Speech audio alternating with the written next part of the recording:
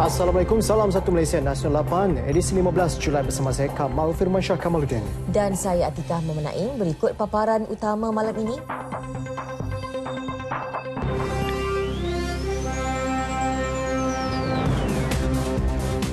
Pembelian hotel di London, SPRM mulakan siasatan Isnin ini.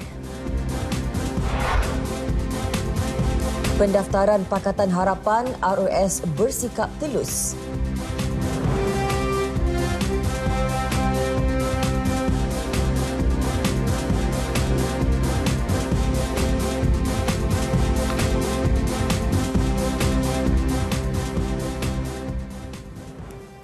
Baik, sebelum ke berita utama, kita ikuti dulu acara yang sedang berlangsung di Majlis Rumah Terbuka Malaysia MRTM Aidilfitri 2017 yang berlangsung di Stadium Mini Sri Lambak, Sembrong. Dan untuk berkongsi kemeriahannya, kita bersama dengan Encik Zulkifli. Silakan, Cik.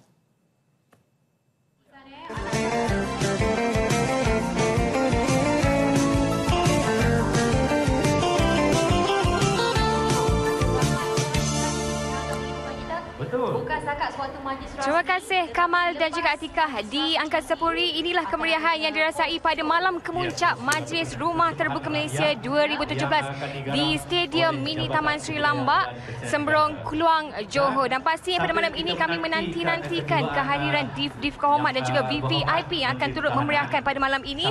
Dan pastinya untuk mengetahui lebih lanjut mengenai kemeriahan bagi acara MRTM 2017 ini, kita menjemput tetamu saya untuk hari ini iaitu TKNCU Kebudayaan iaitu Dato' Rashidi Hasbullah. Silakan Dato'.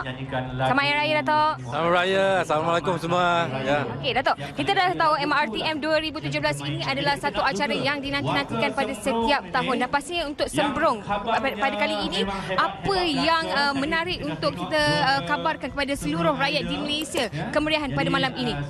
Malam ni sangat meriah. Jadi kita Kementerian Pelancongan dan Kebudayaan Malaysia bersama-sama dengan Kementerian Pertahanan dan juga Kerajaan Negeri Johor, kita bersama-sama mengadakan rumah Hari Raya, rumah terbuka Aidilfitri pada malam ini di Sembrong, ini di Sembrong, kawasan Parlimen Sembrong, iaitu di Taman Sri Lambak, Keluang, Johor. Jadi ini sangat meriah. Kalau kita lihat, ramai orang pada malam ini berada di Keluang ini, di Sembrong. Jadi ini satu event yang memang kita sangat tunggu-tunggu untuk kita meraihkan Hari Raya yang sangat meriah di negara kita.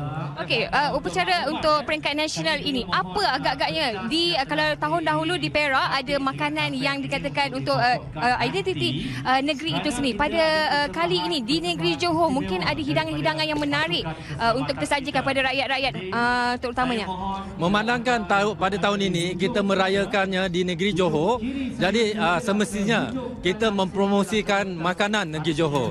Contohnya kita ada laksa Johor, sate dan sebagainya. Ini adalah satu makanan yang sangat ditunggu-tunggu oleh rakyat Malaysia. Kita juga sempena Hari Raya ini, kita adakannya di negeri Johor. Kita mempromosikan makanan negeri Johor untuk pada tahun ini. Inilah keistimewaannya, ya. Okey, jadi ini adalah strategi Lautan Biru yang pertama yang juga mendapat kerjasama daripada Angkatan Tentera Malaysia. Dan jadi kelainan yang pada malam ini, apa agak-agaknya yang dinanti-nantikan? Acara yang perlu rakyat Malaysia nanti-nantikan secara langsung nanti. Okey, persembahan kita pada malam ini semestinya kita menggabungkan kerana ini merupakan satu acara National Blue Ocean Strategy ataupun strategi Lautan Biru kerajaan. Jadi kita telah menggabungkan persembahan kita di antara Kementerian Pelancongan dan Kebudayaan Malaysia bersama-sama dengan Angkatan Tentera Malaysia untuk mengadakan persembahan yang unik, iaitu persembahan kesenian semestinya dan kebudayaan dan juga persembahan Angkatan Tentera. Kita lihat betapa uniknya persembahan ini di mana kita menggabungkan kedua-dua kementerian ini. Ya? Baiklah, itulah antara yang dinanti-nantikan pastinya untuk seluruh rakyat Malaysia, dan anda kena saksikan kami secara langsung di TV2 pada jam 9 malam. Saya Encik Zulkifli dan Syarif Samsudin akan menemani anda dan anda bersaksikan di rtm.gov.my, pastinya di MyClick, dan anda saksikan kami jam 9 malam nanti. Kembali semula kepada Angkasa Puri, kepada rakan setugas. Silakan. Nampak dan meriah sekali. Terima kasih Encik Zulkifli langsung dari Sembrong. Kita ke perkembangan seterusnya. SPRM akan memulakan siasatan Isnin ini berhubung pembelian sebuah hotel 4 bintang di Kensington, London oleh Felda Investment Corporation FIC. Ketua Pesuruhjaya SPRM Datuk Zulkifli Ahmad berkata, siasatan itu akan dimulakan dengan memanggil beberapa individu penting termasuk yang pernah disiasat berhubung Felda Global Ventures Holding Berhad FGV sebelum ini.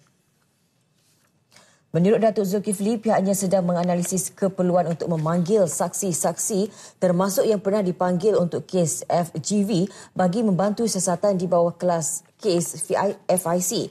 Beliau bagaimanapun enggan mendedahkan beberapa ramai individu atau siapa yang akan dipanggil untuk tujuan itu. Beliau bercakap kepada pemberita selepas menghadiri Majlis Ramah Mesra Aidilfitri SPRM bersama penduduk kaum India di Kapar selepas diminta mengulas mengenai perkembangan siasatan SPRM terhadap isu pembelian hotel tersebut. SPRM dalam satu kenyataan semalam berkata suruhanjaya itu telah membuka kertas siasatan berhubung pembelian hotel itu antara tahun 2013 dan 2015. Siasatan itu bagi mengenal pasti sama ada wujudnya unsur rasuah dan salah guna kuasa dalam proses pembelian hotel tersebut.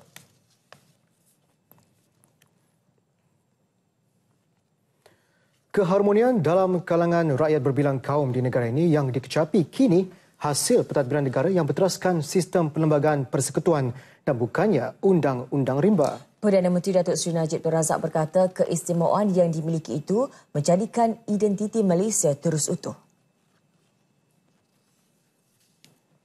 Dan terima kasih juga pada semua jabatan-jabatan yang ada kaitan dengan undang-undang mengingatkan pada kita bahawa negara kita ini bukanlah negara yang ditadbir atas undang-undang rimba tetapi atas the rule of law. Dan the rule of law lah satu yang sangat dihormati, disanjung tinggi oleh kita semua dan akan terus dipertahankan oleh kerajaan kita. Perdana Menteri berucap pada Himpunan Perdana Warga Sahabat dan bekas peserta Biro Tata Negara BTN. Mengulas mengenai kewujudan Biro Tata Negara BTN, Perdana Menteri berkata agensi di bawah Jabatan Perdana Menteri itu masih relevan dan terbukti menyemai semangat patriotisme dalam kalangan rakyat negara ini, terutamanya generasi muda. Semasa berucap pada Himpunan Perdana Warga Sahabat dan bekas peserta BTN di Kuala Lumpur, Datuk Seri Najib menyuarakan rasa kagum terhadap perjuangan BTN menerapkan semangat patriotisme. Saya ingin mengucap terima kasih kepada semua ahli-ahli warga BTN dulu dan sekarang yang telah memainkan peranan untuk memastikan kerajaan yang ada pada hari ini terus menjadi tunjang kepada pemerintahan negara kita.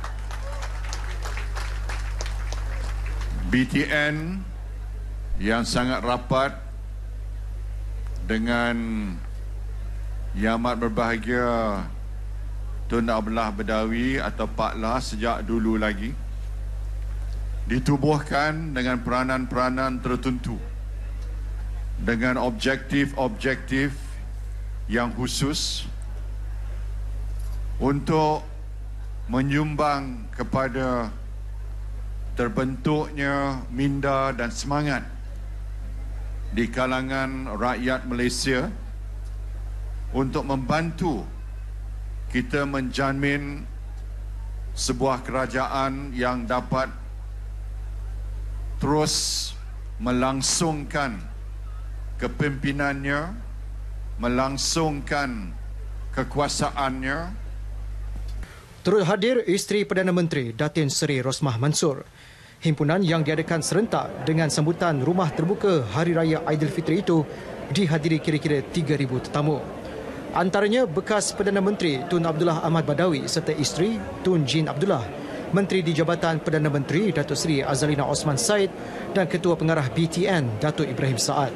Sebanyak 12 agensi di bawah BTN, antaranya Parlimen Malaysia, Institut Latihan Kehakiman dan Perundangan ILKP dan bahagian hal ehwal undang-undang BHEUU terlibat dalam penganjuran rumah terbuka tersebut.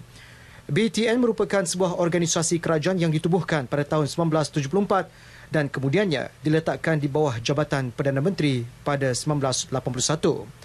Objektif utama penubuhannya adalah untuk memupuk semangat patriotisme, membina sikap berteraskan nilai murni dan penghayatan cintakan negara di kalangan warga negara Malaysia. Dalam perkembangan lain, Perdana Menteri Datuk Seri Najib Tun Razak menerusi laman Facebooknya mengajak rakyat untuk mengalami sendiri kecanggihan perkhidmatan MRT laluan Sungai Buloh Kajang yang akan beroperasi sepenuhnya mulai Isnin ini. Manakala fasa kedua laluan MRT antara Kajang dan Muzium Negara dibuka kepada orang ramai mulai 4 petang Isnin ini selepas majlis pelancaran fasa tersebut disempurnakan oleh Perdana Menteri. Rapid Rail Sdn Bhd dalam satu kenyataan memaklumkan orang ramai boleh mengambil kesempatan untuk menaiki laluan berkenaan yang dihubungkan ke stesen KL Sentral melalui laluan pejalan kaki bawah tanah. Ketua Pegawai Eksekutif Rapid Rail Sdn Bhd, Datuk Insinyur Zohari Sulaiman berkata, hubungan ke fasa pertama laluan MRT Sungai Buloh Semantan dan juga ke stesen-stesen integrasi laluan LRT Kelana Jaya, LRT laluan Seri Petaling dan LRT laluan Ampang hanya akan dibuka bermula 6 pagi pada hari berikutnya pada 18 Julai. Dengan jajaran keseluruhan sepanjang 51 km merentasi 31 stesen, laluan MRT Sungai Buloh Kajang berintegrasi dengan laluan LRT di stesen-stesen Pasar Seni, Maluri dan Merdeka yang berintegrasi dengan stesen LRT Plaza Rakyat. Jajaran ini juga mempunyai kemudahan sambungan dengan rangkaian LRT, monorail, KTM dan ERL di stesen Muzium Negara yang dihubungkan dengan stesen KL Sentral. Stesen MRT Bukit Bintang juga disambungkan dengan stesen monorail Air Asia Bukit Bintang. Serentak dengan pembukaan fasa kedua laluan MRT ini, perkhidmatan bas perantara untuk stesen-stesen yang baru dibuka turut dimulakan sekaligus meluaskan liputan bas perantara yang disediakan oleh Rapid Bus Sdn Bhd kepada 23 laluan tambahan merentasi 12 stesen MRT yang baru.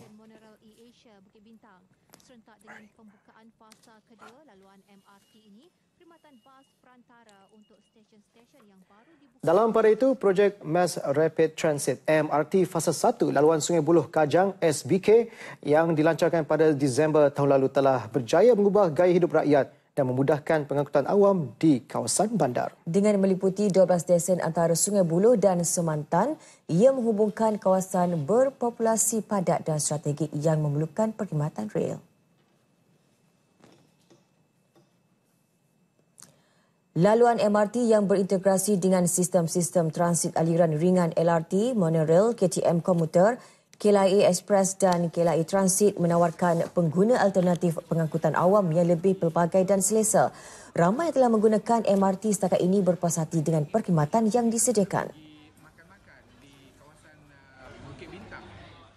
Perlu lagi memandu kenderaan untuk pergi ke sana. Mereka dengan mudahnya menaiki MRT daripada stesen Kota Damansara dan sampai di kawasan Bukit Bintang lebih cepat tanpa perlu membayar parking yang tinggi. Kami telah mula menerima panggilan-panggilan telefon daripada ibu bapa yang bertanya tentang Timbalan Perdana Menteri Datuk Seri Dr. Ahmad Zahid Hamidi memberi jaminan Jabatan Pendaftaran Pertubuhan ROS akan bersikap telus dan profesional dalam meluluskan pendaftaran Pakatan Harapan. Beliau yang juga Menteri Dalam Negeri berkata prosedur ROS akan berpaksikan Akta Pertubuhan 1966 serta Perlembagaan Parti. Antara yang diambil kira soal komitmen parti-parti komponen Pakatan Harapan.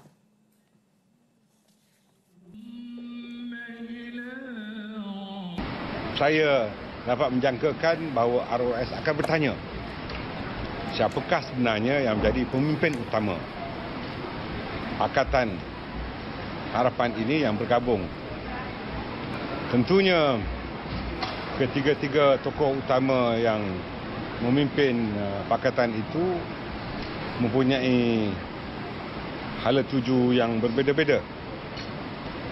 Dan kita tahu bahawa tentunya jika kapal mempunyai lebih daripada seorang nahoda, kapal itu akan tentunya terumbang-ambing di lautan. Jika ianya tidak mempunyai penahodaan yang menuju ke arah yang sama, walaupun kita tahu bahawa tujuannya adalah untuk menjatuhkan BN. Datuk Seri Dr. Ahmad Zahid merasmikan mesyuarat UMNO bahagian di Tangkak Johor. Langkah Pakatan Pembangkang menampilkan 3 pemimpin Melayu untuk jawatan Ketua Umum, Pengerusi dan Presiden jelas menunjukkan mereka terdesak untuk mendapatkan sokongan orang Melayu. Ketua Pemuda UMNO Khairi Jamaluddin berkata Pakatan Pembangkang cuba mengaburi mata orang Melayu untuk memanca undi pada pilihan raya umum ke-14. Kita tidak boleh serahkan kerajaan ini kepada pihak yang tidak ada kepimpinan yang jelas. Dia kena ada satu saja. Ya? Kalau tidak, dia tak boleh function. Dia tak boleh berfungsi. Ya? Saya tak pernah jumpa ataupun tak pernah baca tentang parti yang ada pengurusi, yang ada presiden, yang ada ketua umum. Ya? Tak pernah. Apa bezanya tiga jawatan ni? Kita pun tak tahu. Ya? Siapa yang buat keputusan? Kita pun tak tahu. So, bagi saya lah, kalau kita nak kepimpinan yang stabil, yang jelas, yang mempunyai hala tuju yang satu saja. Khairi ditemui media selepas merasmikan Mesyuarat Perwakilan Wanita, Pemuda dan Puteri UMNO bahagian Jerantut, Pahang. Beliau mengulas langkah Pakatan Pembangkang menamakan Datuk Seri Anwar Ibrahim sebagai Ketua Umum dan Tun Dr. Mahathir Mohamad sebagai pengerusi, manakala Datin Seri Dr. Wan Azizah Ismail sebagai Presiden. PAS pula melihat komposisi Pakatan Pembangkang agak ganjil kerana ada pelbagai jawatan. Meskipun sudah tidak berada dalam pakatan itu, PAS menyifatkannya sebagai tidak wajar. Menurut Setiausaha Agung PAS, Datuk Taqiyuddin Hassan, berdasarkan struktur yang ada dalam Pakatan Pembangkang, menjadi tanda tanya siapa dan kepimpinan mana yang mendominasi pakatan berkenaan. Kalau ketua umum tu berada dalam penjara, kalau pengerusi yang dilantik itu is a very junior leader of the coalition, pemimpin junior. Ada lagi PKR DAP yang masih itu. Kemudian presiden of the Pakatan Harapan itu adalah hanya satu presiden daripada parti-parti itu. Sedangkan kalau kita tengok Pakatan Harapan dulu, dia ada majlis presiden, Council of Presidents. So makna Presiden PAS, Presiden PKR, Presiden DAP duduk di dalam majlis presiden. Tapi sekarang ni Pakatan Harapan hanya ada satu presiden saja, iaitu Presiden PKR.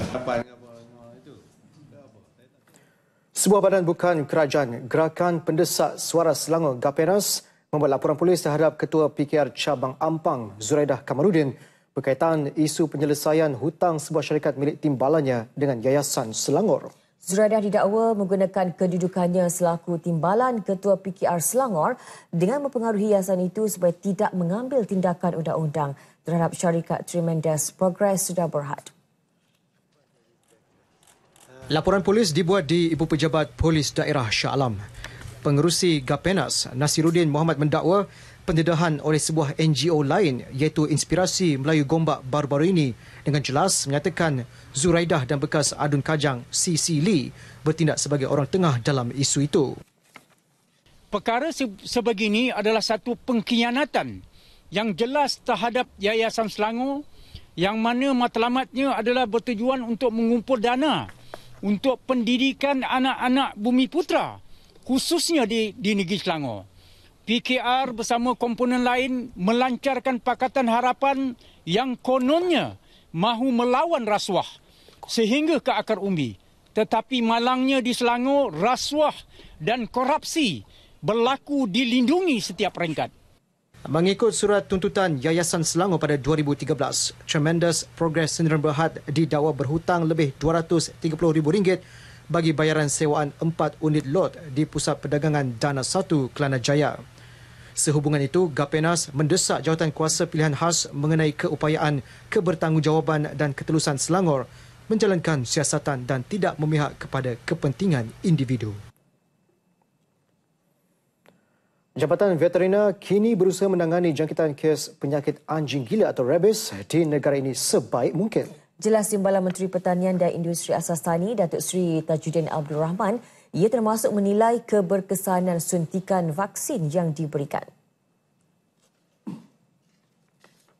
Menurut Datuk Seri Tajuddin, usaha menangani jangkitan kes rabies tersebut juga akan dilakukan secara berterusan. Jabatan Veterina akan buat yang terbaik lah, kan. Kalau vaksin tu tak berkesan, orang kata tak elok, kena carilah yang vaksin yang lain. But will not stop. Kita tak akanlah nak biarkan begitu saja. So it's a continuous effort. Kalau sekiranya perlu order daripada mana-mana vaksin yang baru, kita order lah. Apa menjadi masalah, kan? Untuk kepentingan rakyat. Sebelum ini, beliau menjelaskan Jabatan Veterina bersedia memperluas radius suntikan vaksin rabies di daerah Serian, Sarawak. Selain radius suntikan, keperluan jumlah vaksin juga akan ditambah. Sebelum ini, sebanyak 6,000 vaksin telah dihantar ke kawasan tersebut. Datuk Seri Tajuddin menghadiri Majlis Perjumpaan Aidilfitri dan Grand Reunion Gabungan Azizian, anjuran Kelab Alumni Azizian bagi Sekolah Menengah Kebangsaan Sultan Abdul Aziz, Teluk Intan di Ibu Negara. Kumpulan Petronas menyorongkan sokongan penuh terhadap usul yang bakal dilaksanakan oleh kerajaan berhubung pertukaran mekanisme pelarasan harga minyak sedia ada. Pihaknya ketika ini bagaimanapun masih menunggu makluman daripada Kementerian Perdagangan Dalam Negeri Koperasi dan Kepenggunaan KPDNKK mengenai pertukaran mekanisme tersebut. Dalam pada itu, Petronas menegaskan sehingga kini pihaknya tidak mengalami kesulitan dan memberi jaminan tiada sebarang gangguan penghantaran bekalan minyak ke semua stesen minyaknya di seluruh negara. Pertukaran harga yang berlaku sekarang iaitu seminggu ke seminggu ini, seperti mana yang saya telah katakan, berlaku ataupun berlangsung daripada April tahun ini. Daripada April tahun ini, kita telah menyediakan bekalan-bekalan yang secukupnya melalui mekanisme transportasi kita kepada stesen-stesen kita. Dengan demikian, tidak ada apa-apa masalah ataupun sampai bekalan-bekalan kita kepada stesen-stesen di merata-rata Malaysia ini. Jadi kalau ditanya adakah ia membawa masalah kepada kita telah menjangka dan juga telah membuat perhitungan dan juga persediaan untuk memastikan yang bekalan-bekalan kita itu sampai ke stesen-stesen kita. Datuk Ibrahim Nudin ditemui media sempena Majlis Rumah Terbuka Petronas 2017 di Pusat Konvensyen Kuala Lumpur. Majlis dihadiri 5,000 tetamu jemputan termasuk orang kenamaan.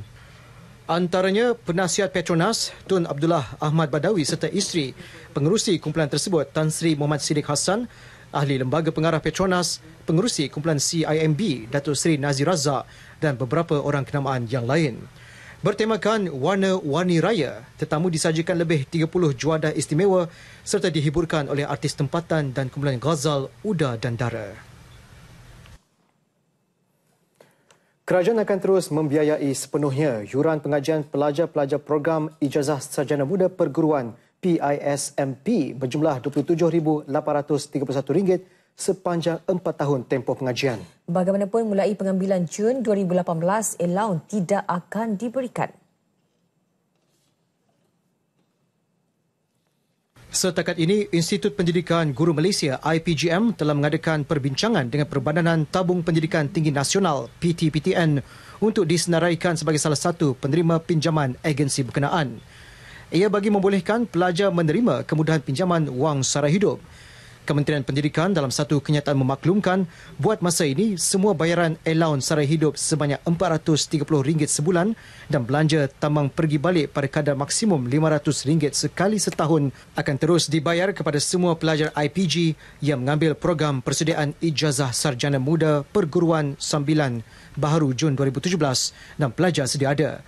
Ia akan dibayar sepanjang tempoh program. Suruhanjaya Komunikasi dan Multimedia Malaysia SKMM sedia menyekat mana-mana laman sesawang dan akaun laman sosial individu yang cuba menipu orang ramai dengan mengutip derma dengan cara tidak sah. Individu terbabit perlu mendapatkan kelulusan pihak berwajib sebelum dibenarkan mengutip sumbangan di laman sosial, terutama untuk golongan OKU yang perlu dirujuk kepada Jabatan Kebajikan Masyarakat JKM terlebih dahulu. Timbalan Menteri Komunikasi dan Multimedia, Datuk Jailani Johari berkata, kumpulan atau individu terbabit boleh dikenakan tindakan lebih tegas kerana menyalahgunakan kemudahan internet. Saya harap mana-mana masyarakat di luar sana yang ingin menerima ataupun memberi sumbangan, periksa betul-betul sama ada ini adalah satu kes yang betul ataupun adalah satu kes yang hanya direka-reka untuk meraih keuntungan dan sedangkan salurannya tidak betul.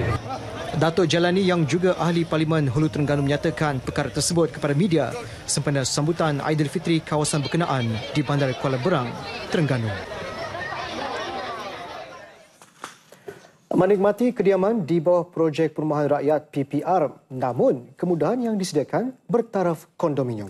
Segmen Negaraku malam ini memaparkan keunikan projek PPR Taman Muhibah di Sandakan Sabah bersama Muhammadku Nurhizwah Ahmad.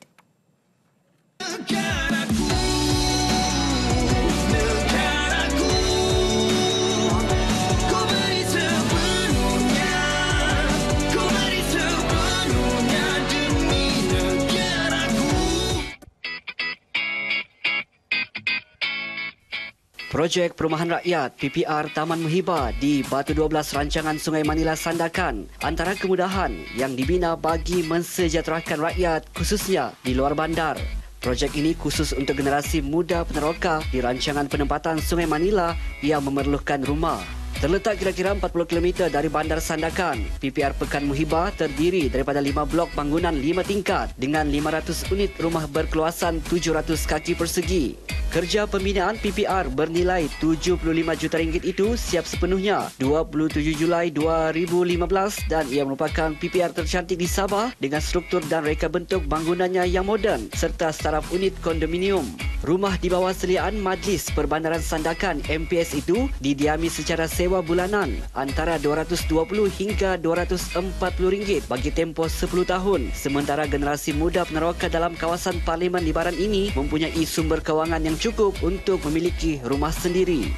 Kemudahan ini kita tumpukan kepada remaja belia muda yang sudah berkahwin untuk menduduki rumah ini dan kita merasakan bahawa dengan adanya 500 unit ini sekurang-kurangnya dapat meringankan beban masyarakat atau rakyat khususnya yang berpendapatan rendah. Sebelum ini, kebanyakan penghuni PPR Taman Muhibah menumpang rumah keluarga dan menyewa unit rumah di kawasan berhampiran. Terima kasih kepada kerajaan kerana membina PPR Taman Muhibah ini, memberi peluang kepada masyarakat berpendapatan rendah seperti kami untuk mendiami yang rumah ini dengan selesa. Dengan kadar sewa yang cukup perpatutan. Saya berasal daripada rancangan Sungai Manila di Lot Aji dan kemudian sekarang saya selesa tinggal di PPR Muhibah ini dengan keadaan rumah yang begini cukup selesa dengan lampu dan air yang mencukupi lah kan.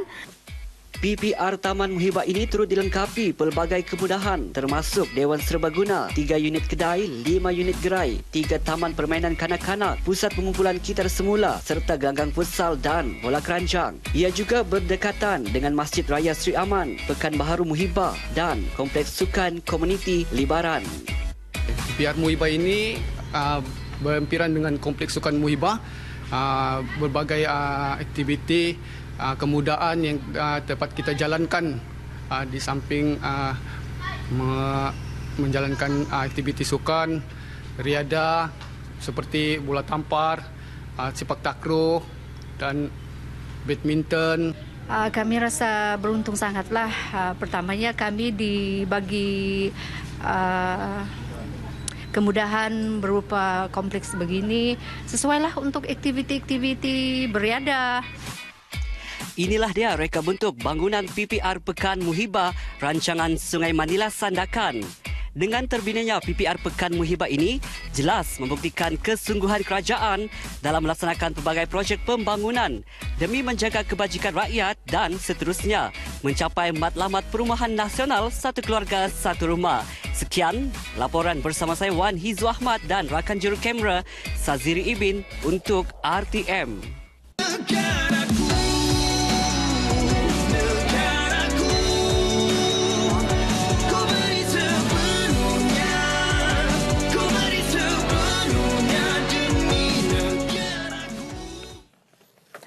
Pemenang 3 pingat emas juara dunia dan 4 emas serta 1 perak bagi kategori alat muzik pada World Championship of Performing Arts WCOPA, Sophie Aiman Yahya berhasil membawa seni muzik tradisional Sapek ke persada antarabangsa. Bagi menghargai minat serta para guru dan kejayaannya, beliau juga merancang untuk mengetengahkan muzik tersebut dalam bidang akademik pada masa depan.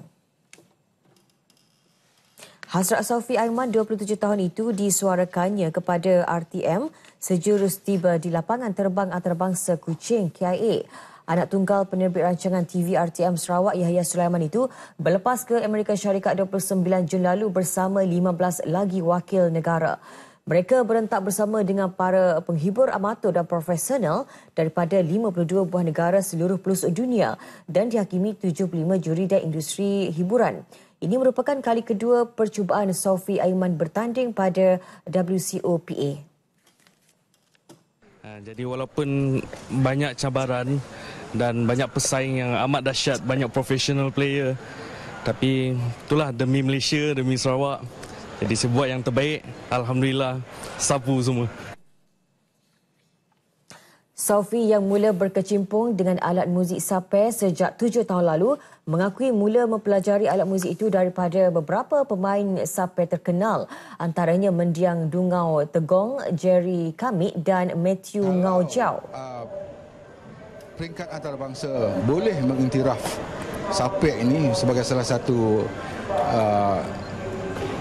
muzik yang boleh dibawa jauh ke hadapan. Contohnya, mereka mengiktiraf Sapek, mengapa tidak kita?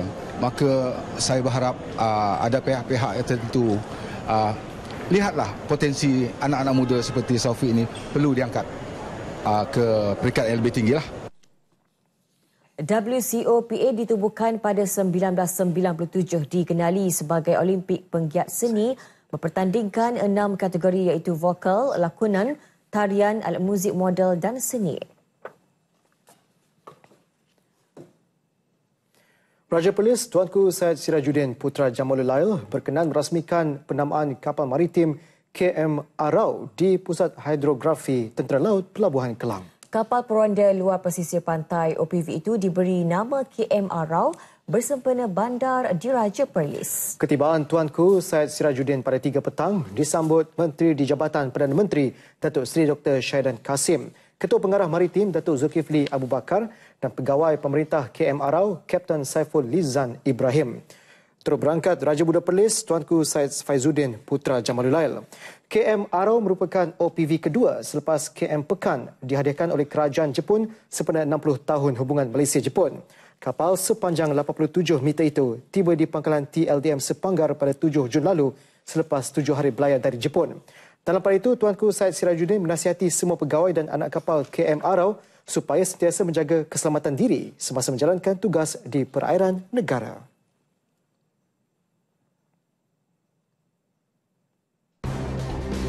Pesara tentera maut ditetak, isteri cedera parah dalam tragedi samun dan bunuh. Laporan lanjut selepas ini. Bertemu kembali. 12 ahli sindiket pengedaran dadah termasuk seorang ahli kimia warga tempatan ditahan. Ia hasil 5 serbuan di Johor yang mencatat nilai rampasan dadah bernilai 6.2 juta ringgit. Serbuan pada 10 Julai itu merangkumi kawasan Taman Perling Johor Bahru, Larkin dan Bandar Dato' On Johor Bahru. Ia dijayakan Polis Jabatan Siasatan Jenayah Narkotik JSJN Bukit Aman bersama pasukan khas taktikal perisikan narkotik Sting. Menurut pengarah JSJN Bukit Aman, Datuk Seri Muhammad Mokhtar Muhammad Sharif, rampasan melibatkan dadah jenis syabu, kokain, ketamin, ekstasi, eramin 5 dan ephedrine. Suspek terdiri daripada 5 lelaki tempatan serta 2 lelaki dan 5 wanita warga asing. Turut diserbu sebuah makmal memproses syabu. 4 pucuk pistol, 140 butir peluru, sebutir bom tangan, 7 buah kenderaan, sejumlah wang tunai, 7 utas jam tangan dan barang kemas dirampas. Kad yang kita tahu, dia mempelajari daripada internet. Dulunya kita import. Sekarang ni kita dah ada kimia sendiri. Seorang anggota tentera direman 7 hari di Mahkamah Air Keroh hari ini bagi membantu siasatan membabitkan kejadian samun dan bunuh di Taman Bukit Terendak, Sungai Udang, Melaka malam semalam. Perintah tahanan reman sehingga 21 Julai ini dikeluarkan penolong kanan pendaftar Mahkamah Rendah Melaka Analia Kamarudin. Ketua Polis Daerah Melaka Tengah, ACP Afzanizar Ahmad berkata, suspek berusia 35 tahun itu direman bagi membantu siasatan mengikut Seksyen 302 dan 394 Kanun Keseksaan kerana membunuh dan melakukan samun bersenjata. Dalam kejadian kira-kira jam 8 malam semalam, warga emas Abdul Rahman Pileh, 60 tahun, maut dipercayai ditetak menggunakan senjata tajam. Manakala isterinya, Sabturiah Lakidau, 59 tahun, cedera parah pada muka selain pergelangan tangannya dikelar. ACP Afzanizar berkata, motif kejadian dipercayai samun bersenjata, namun pihaknya belum menerima pengesahan daripada keluarga mangsa mengenai kehilangan barang berharga.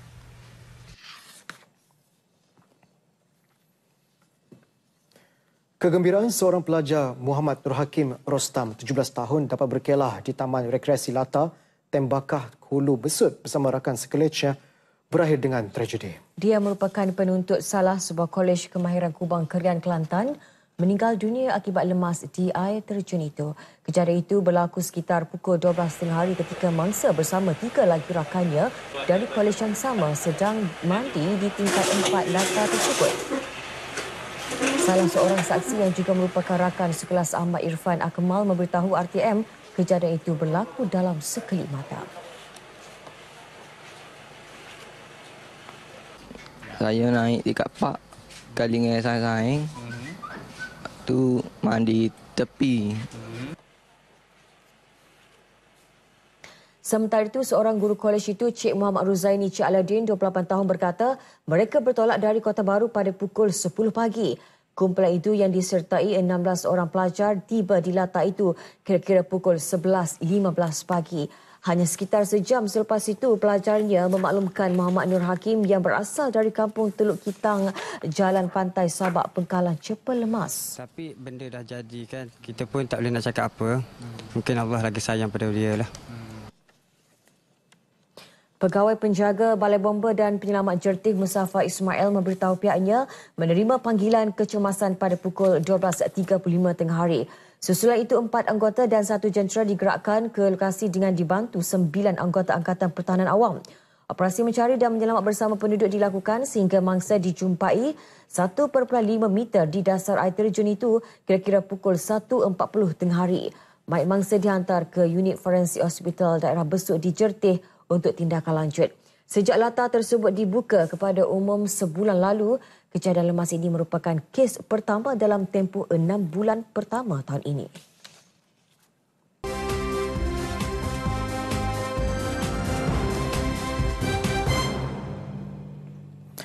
Persatuan Badminton Malaysia BAM terus mengorak langkah di bawah kepimpinan baharu apabila melancarkan Liga Junior AirAsia BAM Kebangsaan. Kejohanan yang berlangsung selama 3 bulan itu bakal melibatkan pelajar sekolah seluruh negara berusia 18 tahun ke bawah dengan mensasarkan penglibatan lebih 5,000 orang pelajar. Lebih tertumpu kepada acara berpasukan, kejohanan dijalankan menggunakan format pertandingan Piala Thomas dan Uber. Ia akan diimplementasikan Persatuan Badminton Negeri masing-masing dengan kerjasama Kementerian Pelajaran. Bagi Presiden BAM, Datuk Seri Muhammad Norzal Zakaria, penganjuran kejohanan ini dilihat bertepatan dalam meneruskan misi mencari bakat-bakat baru. Ia merupakan liga yang bermula daripada Akuan Umbi. Bukan liga yang kita terus pergi ke peringkat nasional, ya. It'll be inter-school competition for 3 months, ya.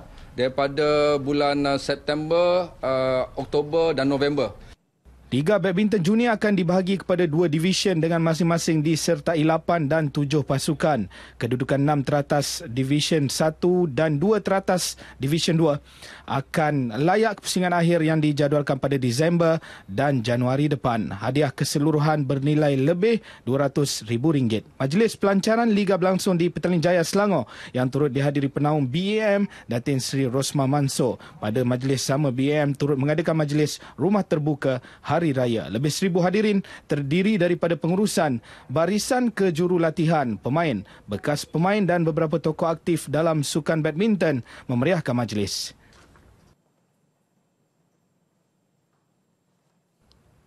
Sementara itu, jaguh perseorangan lelaki negara Datuk Lee Chong Wei menyambut baik usaha menganjurkan Liga Remaja Kebangsaan ini. Saya memang satu bagus untuk kita Persatuan Badminton Malaysia dan kita mau yang angkat satu junior league untuk satu rakyat Malaysia dan mungkin sekarang saya tahu junior tournament memang kurang dan satu untuk memang bagus lah kita boleh dapat satu lebih banyak junior player boleh masukkan BAM kan. Turut senada dengan Chong Wei adalah Ketua Jurulatih Perseorangan Lelaki Datuk Misbun Siddiq. Mak muda. Jadi ini memberi peluang kepada generasi-generasi yang baru iaitu parent-parent yang hendak anak-anak main semua dan juga state-state yang mengharapkan ada bakat-bakat yang boleh diketengahkan. Inilah masanya. Dan saya harap ianya boleh berkekalan lebih lama sampai mereka masuk kepada peringkat national elite dan sebagainya.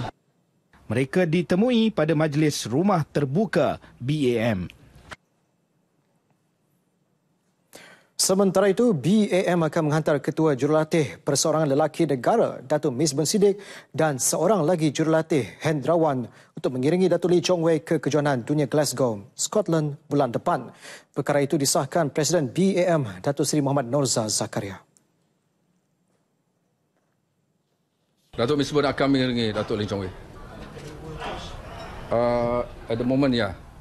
Yang akan tinggal dengan dekat for SEA Games Indah Wijaja dengan Sairul lah. Ya. So dua-dua. Sebelum ini, selain Hendrawan, Chong Wei juga mahu Datuk Misbun menyertainya ke Glasgow. Datuk Misbun kembali menyertai BAM pada bulan lalu. Penganjuran perlawanan Prasukan C KL 2017 Rugby Elite 7-11 di Stadium Majlis Perbandaran Petaling Jaya MBPJ, medan terbaik bagi Kesatuan Rugby Malaysia MRU dan Jawatan Kuasa Penganjuran Sukan C 2017 masuk menguji tahap kesiapsiagaan venue sebelum menghadapi tamasya sebenar Ogos ini. Jelas pengurus pasukan rugby Sukan C, Wan Ibrahim Wan Cik, pihaknya turut mengambil peluang penganjuran tersebut untuk menguji kelancaran persiapan pengurusan dan teknikal. Namun beliau tidak menolak masih ada sebahagian kecil yang masih dalam peringkat akhir persiapan. Saya amat berhatilah. Cuma memang dalam jangkauan kita ada beberapa tempat yang belum siap. Memang kita dah jangka dah. Tapi yang mana dah siap, mana running memang nampak memang bagus lah. Dari segi timing kita, dari segi scoreboard kita, dari segi PA system kita dan juga dari segi player keluar masuk tu. Ini yang nampak yang kita nampak sangatlah progress dia yang kita buat selama ini lah.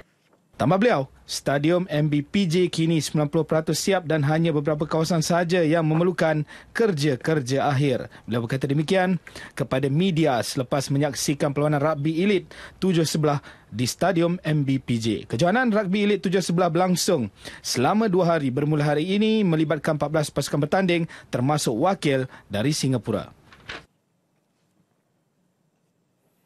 Kementerian Belia dan Sukan akan membantu Kerajaan Negeri Selangor membaik pulih kerosakan Stadium Shah Alam yang merupakan salah satu gelanggang untuk acara bola sepak Sukan C.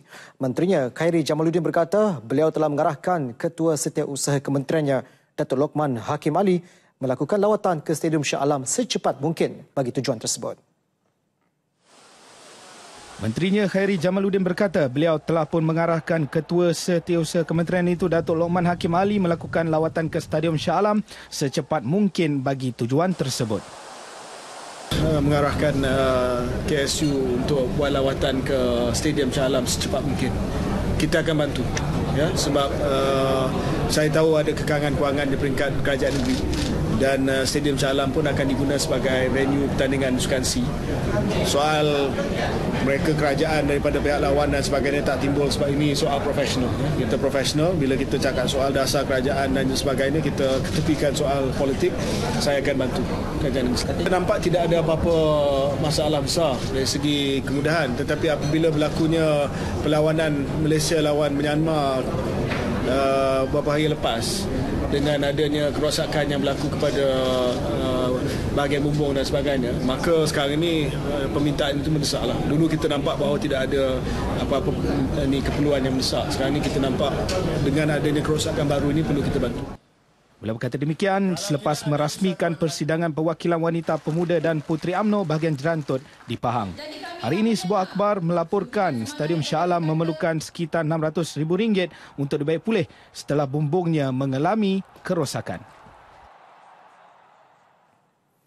Larian obor sukan SEA ke-29 dan Sukan Para ASEAN ke-9 KL 2017 kini berada di Kelantan. Dan pagi tadi acara yang berlangsung di Bachok mendapat sambutan luar biasa dengan kehadiran lebih 15,000 peserta membanjiri Pantai Irama, kehadiran peserta paling ramai berbanding negeri-negeri sebelum ini. Acara bermula di Pantai Irama dengan penyerahan obor dilakukan oleh Timbalan Ketua UMNO bahagian Bachok, Datuk Dr. Ilyas Husin, kepada Ketua UMNO Bachok, Datuk Dr. Awang Adik Husin. Jelas Datuk Dr. Awang Adik, pemilihan lokasi di Pantai Irama menjadi tarikan kehadiran penonton yang ramai kerana ia merupakan tempat yang sesuai untuk aktiviti riadah dan bersantai selain setaraf dengan lokasi sambutan acara antarabangsa. Hadir sama Pengarah Jabatan Belia dan Sukan Negeri Kelantan, Muhammad Nazri Yaakob dan Pengarah Penyiaran Kelantan, Noriani Idris. Pelbagai acara disajikan oleh pihak penganjur termasuk senaman aerobik dan 2 acara larian sejauh 5 km dan 10 km serta berbasikal 10 km dan 30 km. Kemeriahan sambutan larian obor ini diserikan dengan paluan gendang silat dan dikir barat.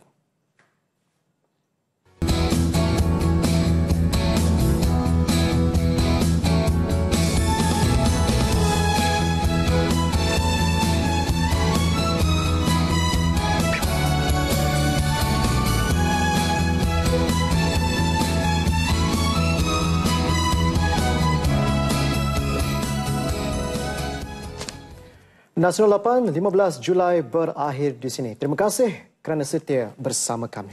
Visual aset terbaru maritim Malaysia, kapal KM Arau hadiah kerajaan Jepun sebagai simbolik 60 hubungan Malaysia-Jepun menutup tirai Nasional 8. Dengan itu, Assalamualaikum. Salam satu Malaysia.